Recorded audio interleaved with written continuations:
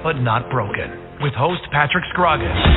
As a U.S. Army attack helicopter pilot deployed in Iraq, Patrick faced a devastating crash, which resulted in him dying, losing a leg, and a slew of broken bones.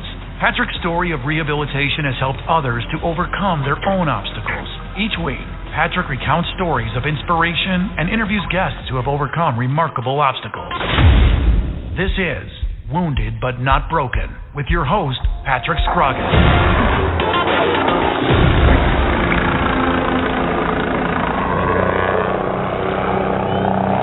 Hello, everybody. Welcome to Wounded But Not Broken. Tonight, after a 2-week hiatus for me, I've been super busy. Finished moving to Chicago, finally up here for good, got everything up here. Spent 10 days in Hawaii where my life changed for the better, the best probably it ever has in my entire life. I got married to my soulmate, and it was a great time in Hawaii, and it was good to relax and get back. But now we're going to get back at it and get back to doing these podcasts that I know are these stories are helping so many people, and that's what it's all about. And I'd like to, just shout out to everybody, that's supporting the Ukraine and that, sad endeavor that they're going through, and it's unfortunate, and it's a bad thing that, war is just it's a very difficult thing to deal with, and especially if you're part of it. And so, our hearts, prayers are always out with the people from Ukraine. Tonight we have a special guest, the Vietnam veteran, Ron Sherman. He was a military policeman and served in some other units and was drafted into Vietnam. So we're going to ask him about the draft and kind of his journey. I know he's got some stories to tell. Most of the Vietnam guys do. That was a tough one. And so I'd like to welcome Ron Sherman to the show. Hi, thanks, Patrick. You're welcome. Any of you listening were in the 504th to 127th in 1967 in Vietnam, I'd be glad to hear from you. My story is pretty not amazing. It's just a story, okay? I got drafted switching colleges, and I don't have a spleen. We have a condition in my family called spherocytosis. In World War II, you did not go into World War II in the Army without a spleen. I went with a doctor's note to the draft board because I got drafted switching school.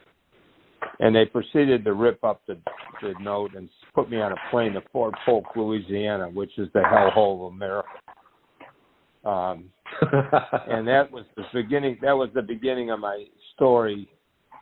And I ended up getting trained in sort of Green Beret training, not the whole thing at Fort Bragg. And we went to Vietnam, and we went to Quinh Nhon was my first stop.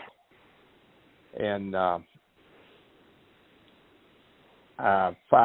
6 months after in Quinh Nhon, my captain decided he didn't like me and my partner too much and shipped us to Pleiku, near 17 miles from the Cambodian border. So we would get a dose of rocketing and getting shot at all the time on patrol. And 5 days before I was coming home, being military police, we were going to all the mama sans, the bars, to say goodbye to the mama sans, the hookers, and the whole bit. And I took a call on the radio that a guy was stuck under a truck, is what I thought. Put on the highway frequency, and all I'm hearing is machine gun fire. When me and my partner drive up, it just was an ammo convoy of ours. It was just wiped out by 200 North Vietnamese regular army. And just the two of us, and our jets were coming in over my head and our tanks down the road. And if I had one bullet, I had 300-400 bullets go past me and not hit me. And I'm calling in for medevac choppers, and they start running. And I got my wounded on the medevacs and got them out of there. And my sergeant and another MP happened to come along. I had the theory of you don't die with your boots on, you don't die with a loaded pistol. And I was unloading my 7 rounds, and I nailed 2 of them. And my sergeant I said, I'm going home in 5 days, and he said, you're not going to go anywhere if you don't go with me to go after him. So I picked up an AK-47 Russian machine gun. We chased them down. We captured 3 or 4 of them. The whole area was blowing up around me. That's when I believed in the 9-life theory like cats have. And I lost 8 of them in that battle.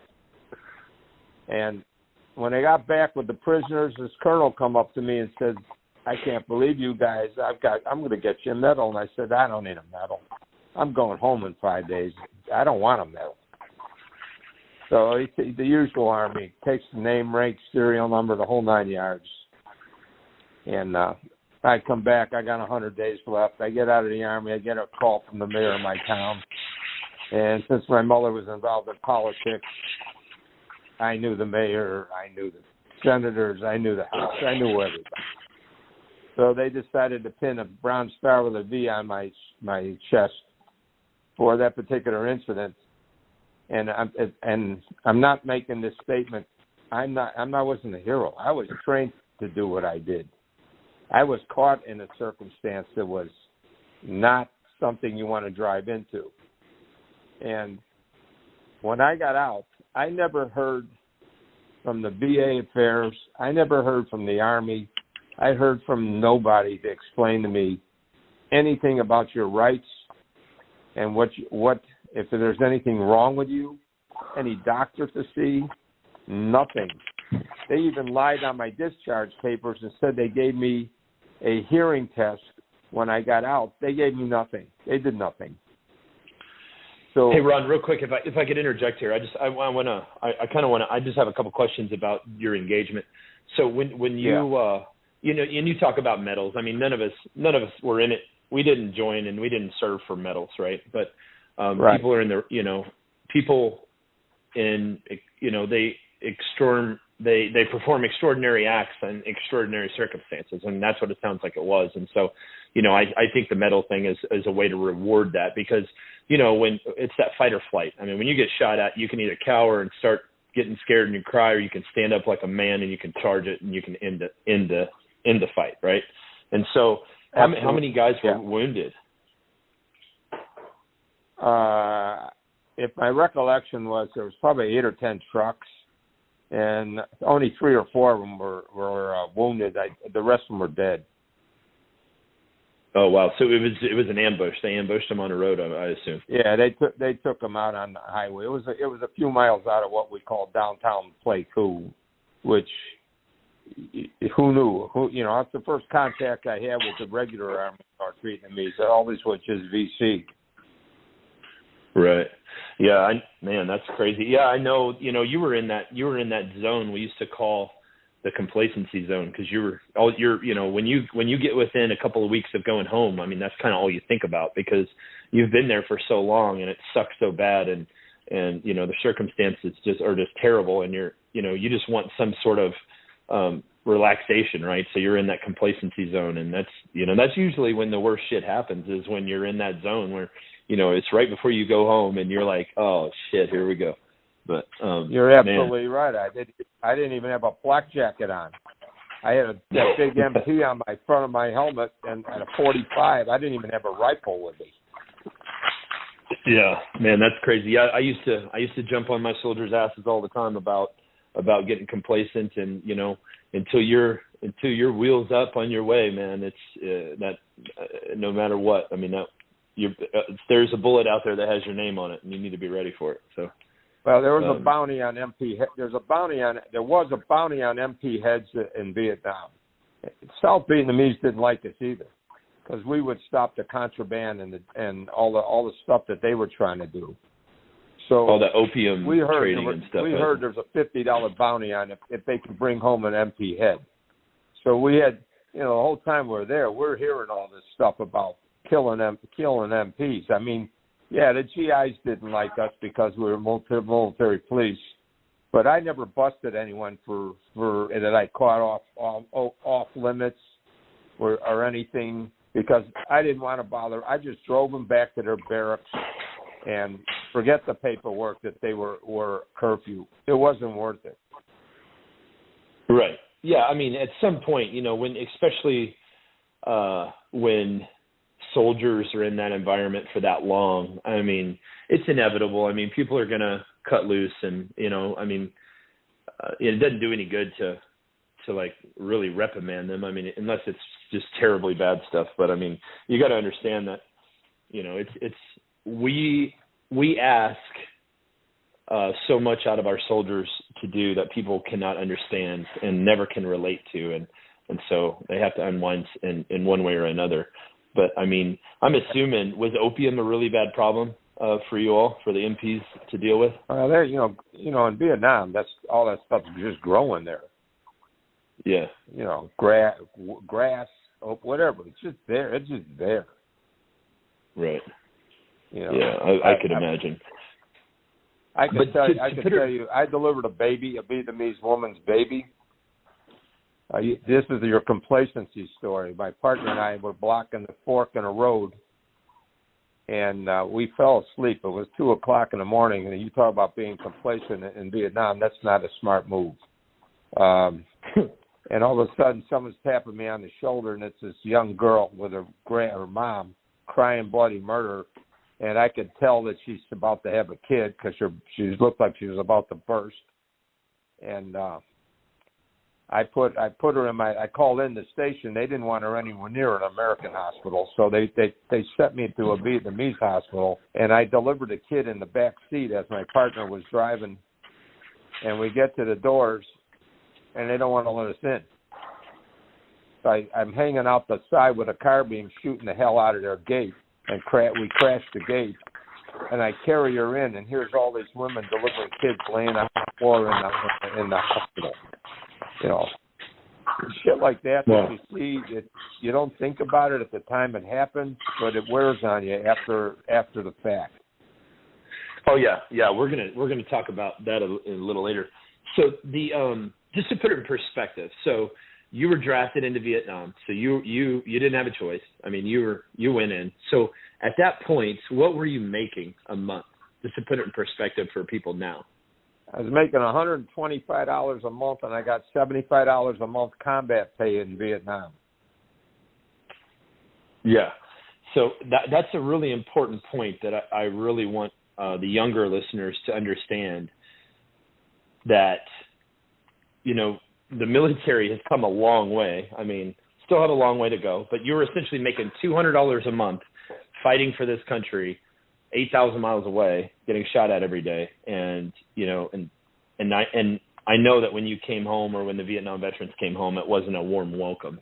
And that is disgusting to me. And that, as long as I live, I'm going to do everything I can to make sure that our soldiers never get treated like that, because I didn't get treated like that because of gentlemen like you. And I just want to say thank you for that, because the Vietnam guys were there wholeheartedly standing up for us when we came home, and that means a lot. This to go through what you all went through when you came home, to do what you did, and to not, frankly, beat the shit out of somebody. I mean, it's amazing to me. But so first of all, I just want to thank you for your service and everything you did for the country.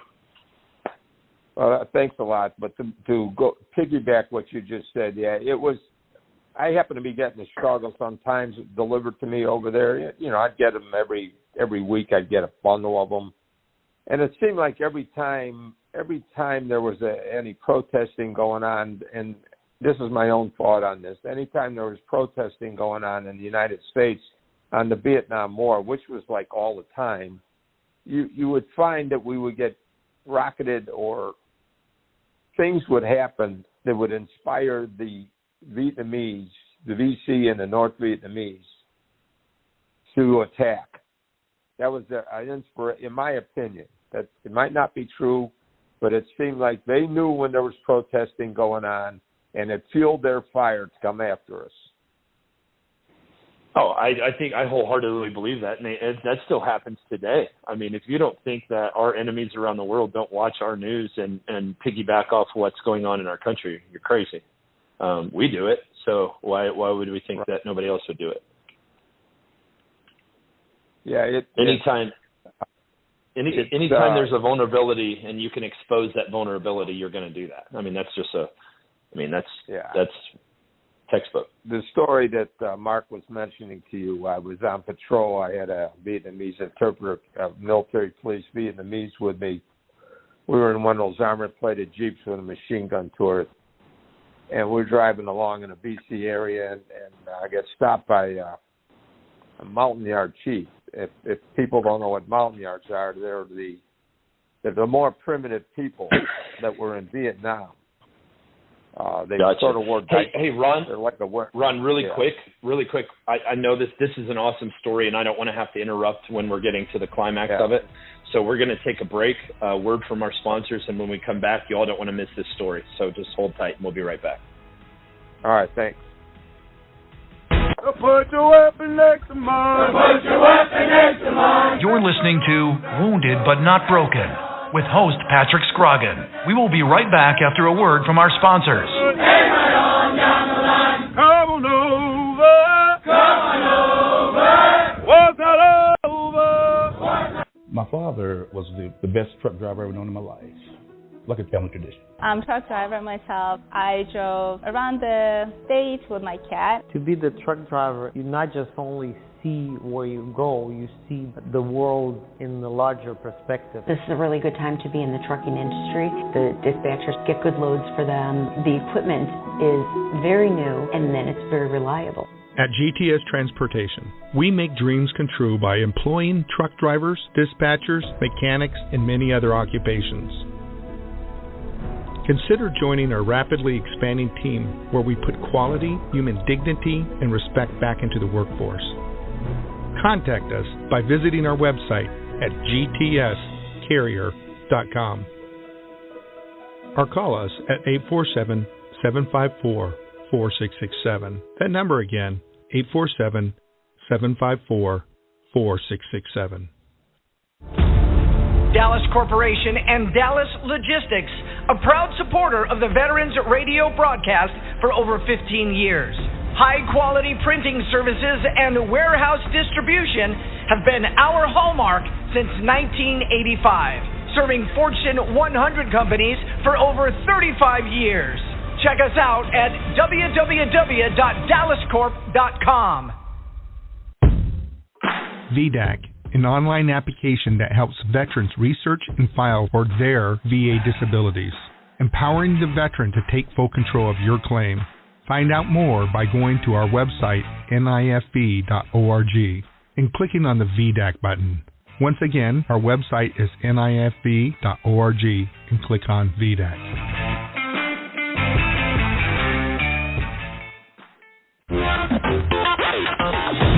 Welcome back to Wounded But Not Broken with host Patrick Scroggin.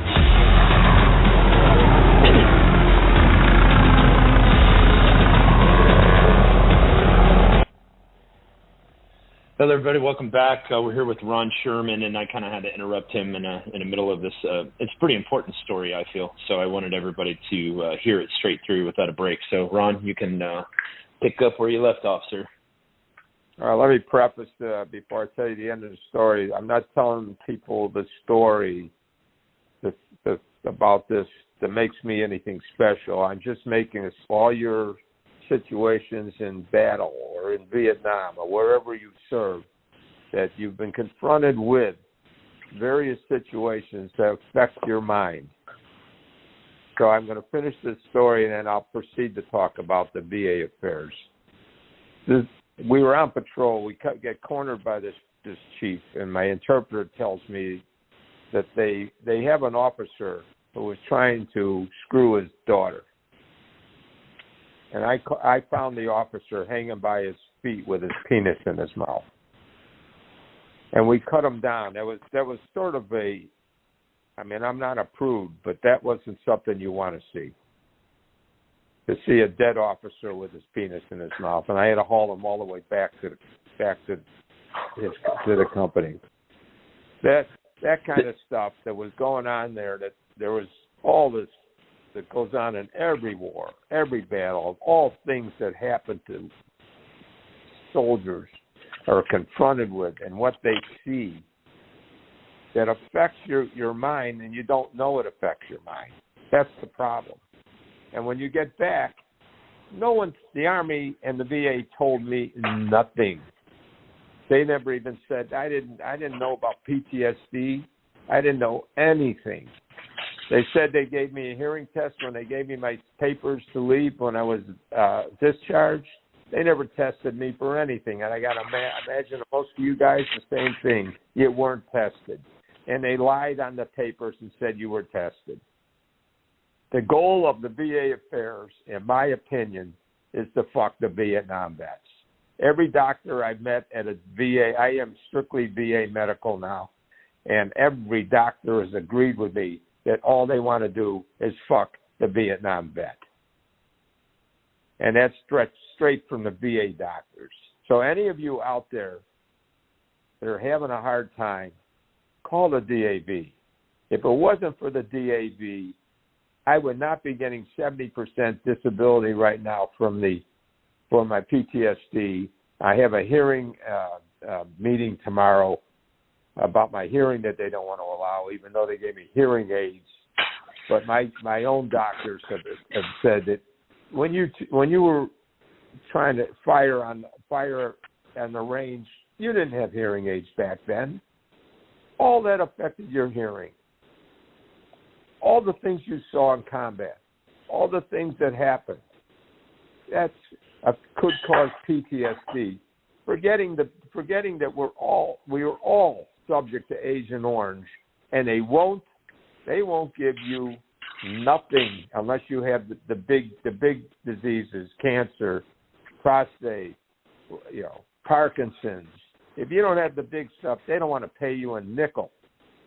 So fight for that as much as you can. Go to the DAV, let them help you. I gave them power of attorney, and they got me within months. I got 70% for my PTSD. We're now in the process of fighting 6 or 7 or 8 other claims, thanks to Mark, who's associated with this program. And we are going to hopefully get me to 100. 100 gets me dental. They won't even give you dental unless you're 100% disabled, which is yeah. No, I mean, there's no doubt there's flaws in the system, and I think, and I couldn't imagine back in that day, because everything is being caught up. And I want to make a statement here real quick, because we are live, and I know there's a lot of people listening to this, and I want these stories told as they're seen. And so, sometimes they're very graphic, and I apologize for that. And I've even been pretty graphic about my stories. And so before I get a bunch of emails, I just want to say that, war is not a nice thing. And these stories and these experiences that people go through, however graphic they may be, are designed to, teach us something, to teach us what men and women of this country are willing to stand up and do and fight for you when you don't have to, so you can lay in your bed at peace at night and knowing that there's people that will go out there and put themselves in harm's way for you. That's the first thing. Second thing, I want to get to the VA. The VA, obviously, it's a giant entity. It's a government ran, very political, and there's no doubt that it has came a long way from the research that I've done and the people that I've talked to. And, I'm very sorry that you have had such a difficult time. And, and again, I'm so happy that you were able to get hooked up with the DAV and Mark. And there's a lot of people out there that are very knowledgeable about the system. And it's kind of like, I look at the VA, it's kind of like the tax code, that disability rating, right? I've even recently found out that I have been not labeled right and so I'm getting ready to make another claim. They basically just kind of ran me through, and of course I got 100%, but I should be in a whole different category. But either way, there's people, and there's a lot of organizations out there, DAV being one of them, that will fight for you and help you get what you deserve, because you deserve it. It's not something that it's not something you're entitled to it. I mean, you went and fought for this country, and you can only imagine the things that you experienced and have seen, and that messes with people's psyche, and it's a very difficult thing, to live with. I always say when I'm talking to kids or whoever it may be, it's the wounds that you cannot see are the worst ones. The ones that are etched in your brain, that you close your eyes at night and, you just can't get rid of them. I mean, they're always going to be there. And it's it's a hard thing to figure out how to deal with them kind of wounds.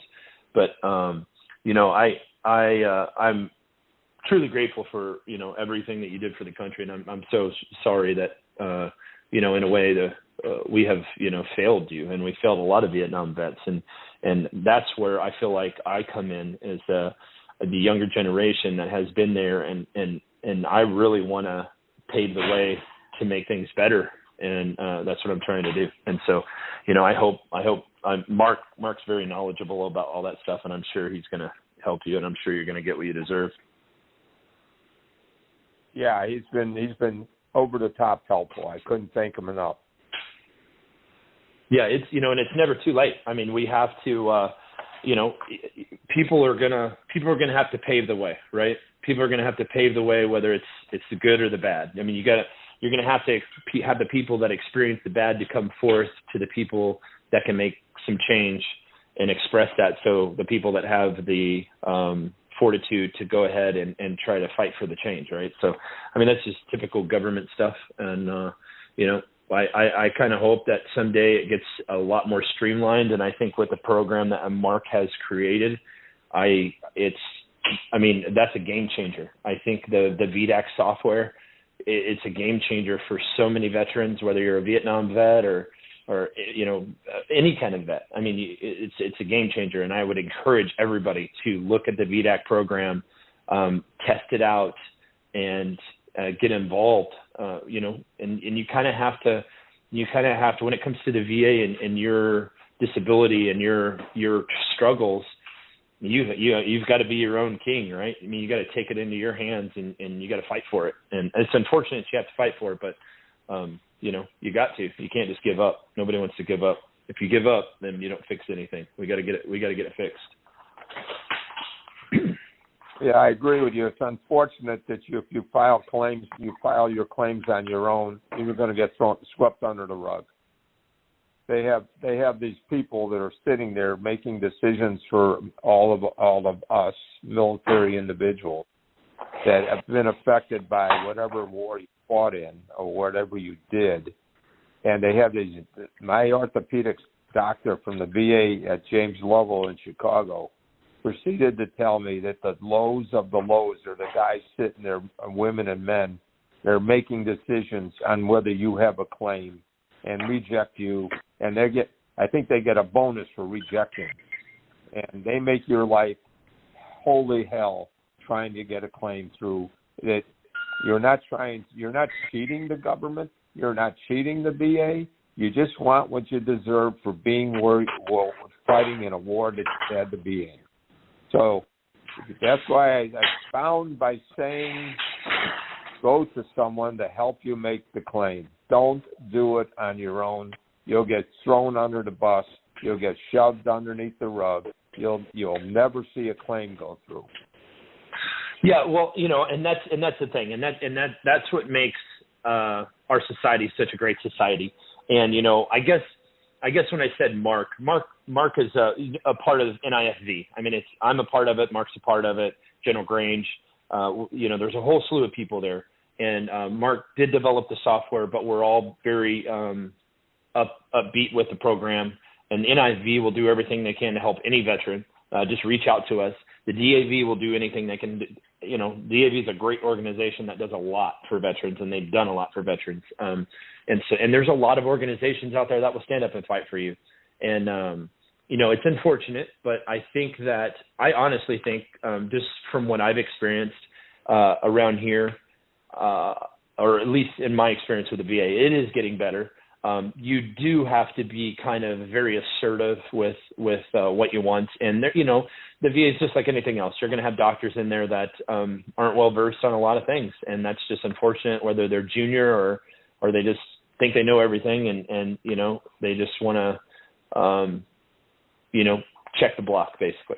And, you have to become a student of your own body and your own game to make sure that you're following through and doing your own research to get what you want. I've always been a very big advocate of, you don't want to rely on everybody else. You do want to rely on yourself. You have to rely on DAV and like NIFV to help you, but you still want to understand the process. You still want to understand your injuries and what you're entitled to. I can tell you one situation, and this wasn't a VA. This was an Army situation. I was in Bethesda, in Washington, D.C., and I was in bed, basically in a half body cast, and two nurses were, playing grab ass, and one pushed me, and I rolled off the bed, and it dislocated my knee because my knee got caught between the bed and the handrail. And, it sucked, but, what can I do?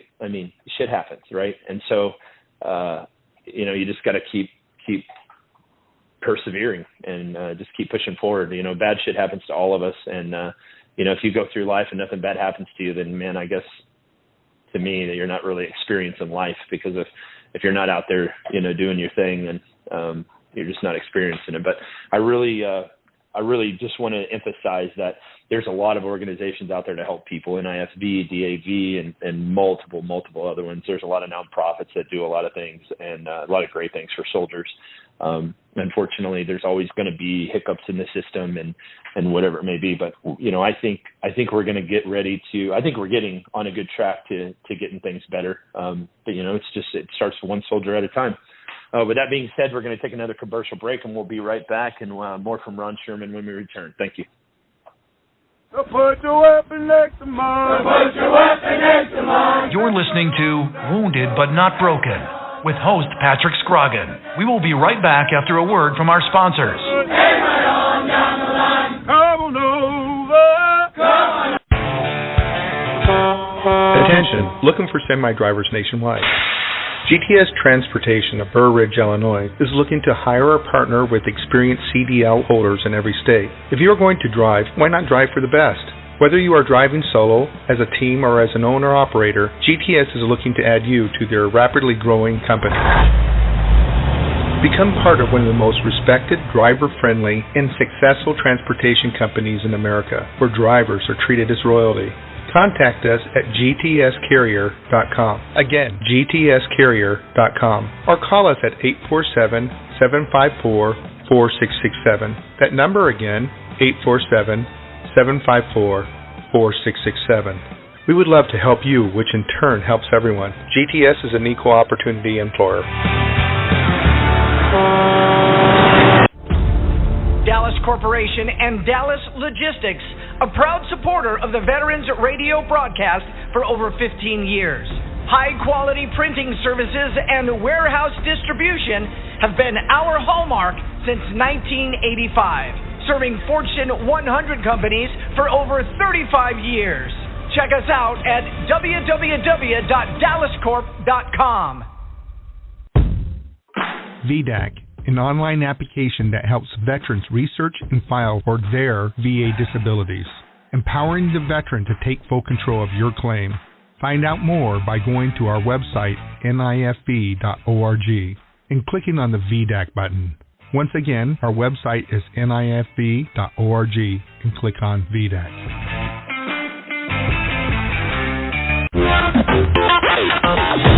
Welcome back to Wounded But Not Broken with host Patrick Scroggin.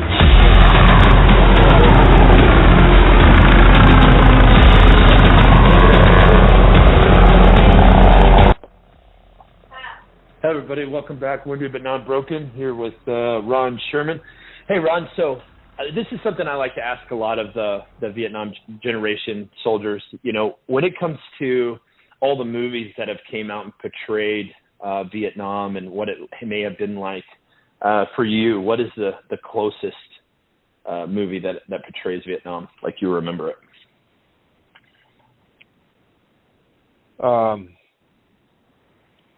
No, I'm trying. I just was talking to Mark about it, and I'm trying to think of the name of the movie. There was a movie how God, I can't even think of the actor's name now. Where the star was living in a mountain yard village, and the patrols were going out, and what happened when they reached this mountain yard village, which was pretty authentic. Or the movie, the one that really got to me the most was one of the first ones where the young, they show you these guys getting drafted in I think a town in the East Coast, Jersey, I think it was Jersey, and shows you what they did to our guys when they were captured in this movie. And I can watch these movies. Fortunately for me, it doesn't get to me that much, but I can't think of the names of them. I don't. It's been so long ago, I can't remember the names of the movies. I think the first one you're talking about is Full Metal Jacket. Could be the one with the star of the movie is he's no longer in movies. I'll think of it in a minute. But most of the movies are not that far from not being real. They're close to reality. Yeah, I think they've, I think Hollywood has gotten a lot of them right with with a lot of military input from people of that era, right? So I think Marlon Brando was the star in the movie. That's Apocalypse Now. Yeah, Apocalypse Now. That's the one. Yeah, that was almost right on the money, 100%. Yeah, that one was a really good one. And then the other one, Full Metal Jacket with Matthew Modine and right. Yeah. Right. Right. So it doesn't really bother you to watch them movies like that? No, I mean I have I haven't slept not that I think about the war. I haven't slept one night in 54 years. I can't sleep through the night, and it's not thinking about the battles. It's not thinking about getting shot at. It's just I have an insomnia, and that's the way it goes. I'm never going to get rid of it. Right. So have you ever thought? I know. I have a story for men and women that are listening to this program. I'm sure this has happened to many of you. I'm divorced 3 times, married for the 4th time. And I have, because of PTSD, I have no patience, and I yell at my wife. I caused 3 divorces, and I have 2 kids, 25 years already, that they haven't talked to me. I have grandkids I haven't seen, and I was never physical with any of my kids. And it's really disheartening to me to have to know that I caused those problems to have, and I didn't know about PTSD. No one knew about PTSD back then anyway, but if I did know about it and was talked to about it, and I might have gotten help. I'm going for therapy now to get help, and knock on wood, my therapist from James Lovell VA Hospital in North Chicago, he wrote a very nice letter for me about all the things that I'm going through his therapy and what's wrong with me, because VA Affairs wanted to take me down from 70 to 30, and I wasn't even on it for a year and a half. So thank God for him. We had a judicial, and the judge or the person in charge didn't even bother to have to do an interview with me because they read his letter and said, just leave him at 70%. So the point I'm trying to make is, if you're going through divorces and you have kids that don't talk to you, and you have all this going on, and you have PTSD, and you have no patience, and you yell at your spouse or yell at your girlfriend, it's there. And if you can go for help, if you can go to get therapy, you'll never get rid of it, but maybe it will help you save your relationship with your wife, your girlfriend, your boyfriend, somebody. But go for help. I understand drinking. Everyone thinks that they drink it off or they do drugs, the way to go. Go for help. Yeah, I think that's absolutely great advice. And I know there's, war affects people and, in different ways. And some people handle it different than others. And that's just part of life. It's just like anything else. And, that's really pretty honorable for you to say that and admit that. And, especially on a live show. And I really appreciate that. And I think everybody should listen to you. If you're having trouble, you got to get help. But, as somebody that cares about every soldier, I'm sorry that you've had such a very difficult time with the VA, and I'm glad that you're finally getting everything on track, and and that goes. I just want to say for everybody listening, I mean that's what we're here for. So if you're having issues or you're having troubles with it, get in touch with the DAV, get in touch with NIFV, get in touch with us, and let us help, and let's fight the good fight together, and let's make things better. That's one of the things. Me being a conservationist, and I love to hunt, and I get a lot of flack, from some people that don't really believe in it or whatever, and that that's their opinion, that's whatever, but. And that's kind of one of my things is when I go out into the wilderness or I go camping or I'm hunting on a mountain or I'm doing whatever, it's always you have that mentality, leave it better than you found it. And so that is my goal for, the VA and my process and path through the VA and being able to be in positions, hopefully in the future, to influence change is leave it better than I found it. And so we always need to be trying to make things better. And, and it's stories like this, that hopefully will inspire people that actually are in a position right now to make change or in a position to help, that will, inspire them to work harder and leave it better than they found it. And so, again, tonight, Ron, I really appreciate you sharing everything that you shared, and I'm glad you're getting on track, and we'll stay in touch. And for everybody out there, that's going to conclude us for tonight. So I really appreciate you tuning in, and I'm glad to be back. And I'll be back next week with another great show. And thanks for listening. Have a good night. Thanks, Pat. Sir. You're listening to Wounded But Not Broken with host Patrick Scroggins.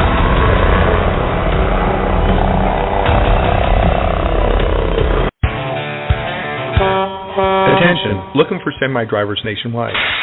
GTS Transportation of Burr Ridge, Illinois is looking to hire or partner with experienced CDL holders in every state. If you are going to drive, why not drive for the best? Whether you are driving solo, as a team, or as an owner-operator, GTS is looking to add you to their rapidly growing company. Become part of one of the most respected, driver-friendly, and successful transportation companies in America, where drivers are treated as royalty.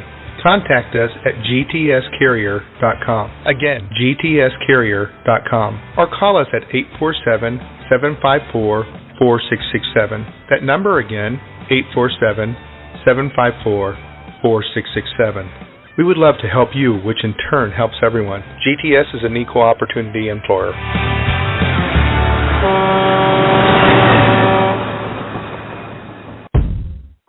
VDAC, an online application that helps veterans research and file for their VA disabilities, empowering the veteran to take full control of your claim. Find out more by going to our website, nifv.org, and clicking on the VDAC button. Once again, our website is nifv.org, and click on VDAC.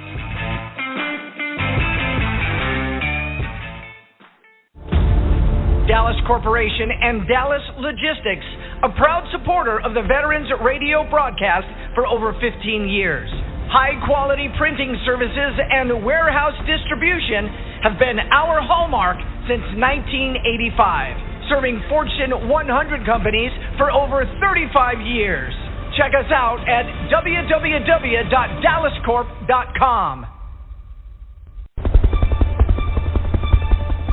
VBN, Veterans Broadcast Network, brings you Wounded But Not Broken, hosted by Patrick Scroggins. It lies within you to conquer your greatest challenges. Patrick tackles the stories of how others faced unthinkable odds, and then at a pivotal moment, a change occurred within them that gave them the strength, attitude, and direction to excel beyond the greatest expectations.